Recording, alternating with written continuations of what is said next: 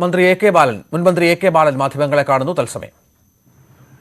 എന്നിട്ട് നമ്മുടെ വെസ്റ്റ് ബംഗാളിൽ നിന്ന് നമ്മളെ നന്ദിഗ്രാം മണ്ണ് എന്ന് പറഞ്ഞുകൊണ്ട് BJP-ക്കാർ മണ്ണ് കൊണ്ടുവന്നു. എന്നിട്ട് കോൺഗ്രസ്സുകാരും BJP-ക്കാരും സത്യപ്രതിജ്ഞ ചെയ്തു ആ മണ്ണിൻ്റെ മുകളിൽ കൈവച്ചുകൊണ്ട്. അത് അവിടുന്ന് തന്നെ വന്ന മണ്ണാണോ എന്നറിയില്ല. ആ വയൽക്കിളികളിൽ പേടിയാണുള്ളത്. എവിടെ പോയി? അതിന് നേതൃത്വം കൊടുത്തവരും അവരുടെ കൂടെ നിന്നവരും ഇപ്പോൾ CPI-എമ്മിലാണ്. ഇതാണ് UDF-നെ കാത്തു നിൽക്കുന്നത്. UDF കാണാൻ പോകുന്നത് വയൽക്കിളി സമരം, അതിൻ്റെ അനുഭവമായിരിക്കും. കേരളത്തിൻ്റെ വികസനം പാടില്ല, കാളവണ്ടി യുഗത്തിലേക്ക് കൊണ്ടുപോകണമെന്നാണ് UDF ആഗ്രഹിക്കുന്നതെങ്കിൽ അത് കേരളത്തിൽ നടക്കില്ല. അതേ സമയത്ത് ഈ പദ്ധതിയുമായി ബന്ധപ്പെട്ടുകൊണ്ട് ഏതെങ്കിലും രൂപത്തിലുള്ള അഭിപ്രായ വ്യത്യാസം, ആശങ്ക ഉണ്ടെങ്കിൽ അത് പരിപൂർണമായും മാറ്റിയെടുത്തേ ഈ പദ്ധതി നടപ്പിലാക്കൂ. അതിന് നടപടിക്രമങ്ങളുണ്ട്. ഇപ്പോൾ നടക്കുന്ന പ്രവൃത്തികൾ അതിൻ്റെ ഭാഗമാണ്. സാമൂഹ്യാഘാതം നടത്തുക എന്നുള്ളത് ഏത് പദ്ധതിയുടെയും അനിവാര്യമായ ഘടകമാണ്. അതുമായി ബന്ധപ്പെട്ടുകൊണ്ടുള്ള അഗ്രീവ്ഡ് ആയിട്ടുള്ള ആൾക്കാരെ ഹിയറിംഗ് നടത്തുക എന്നുള്ളത് ഒരു പദ്ധതിയുടെ രണ്ടാമത്തെ ഘടകമാണ്. അതിൻ്റെ ഭാഗമായി വിദഗ്ധ സമിതിയെ വെച്ച് പരിശോധിക്കും.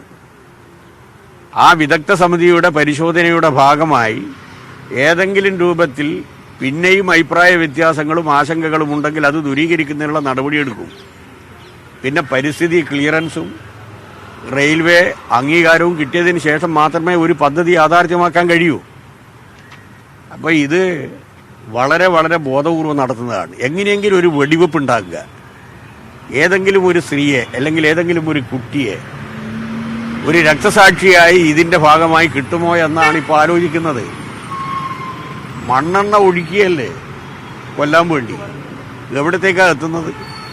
അപ്പം ഇത് ജനത തിരിച്ചറിഞ്ഞ് നമ്മുടെ നാഷണൽ ഹൈവേ വികസനവുമായി ബന്ധപ്പെട്ട് സ്ഥലമെടുത്ത അതേ ദിശയിൽ തന്നെ ജനങ്ങളെ വിശ്വാസത്തിലെടുത്തുകൊണ്ട് ആശങ്ക മാറ്റിക്കൊണ്ട് ഏറ്റവും നല്ല ഇന്ത്യ രാജ്യത്തിലെ ഏറ്റവും നല്ല മാതൃകാപരമായ കോമ്പൻസേഷൻ കൊടുത്തുകൊണ്ടും അവരെ വിശ്വാസത്തിലെടുത്തുകൊണ്ടും മാത്രമേ ഈ പദ്ധതി നടപ്പിലാക്കുകയുള്ളൂ.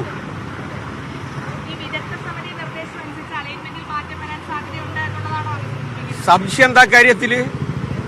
വിദഗ്ധ സമിതി ശുപാർശ നൽകിക്കഴിഞ്ഞാൽ അത് അഗ്രീവ്ഡ് ആയിട്ടുള്ള ആൾക്കാരുമായി ചർച്ച ചെയ്ത് കോൺസെൻസസിന്റെ ഭാഗമായിട്ട് മാത്രമേ നടപ്പിലാക്കൂ. വാതിരപ്പള്ളി പദ്ധതിൻ്റെ എനിക്കറിയാലോ, ഞാനന്ന് വൈദ്യുതി വകുപ്പ് മന്ത്രിയായിരുന്നല്ലോ.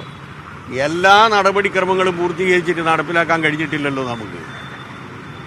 ലോകത്തിൽ എവിടെയെങ്കിലും ഇങ്ങനത്തെ ഒരു സംഭവമുണ്ട്? 150 കൊല്ലം മുമ്പേ ഫ്രാൻസിൽ ഈ മെട്രോ ഉണ്ട്. അറിയോ നിങ്ങൾ? 150 വർഷം മുമ്പ് ഞാൻ കണ്ടതാണ്.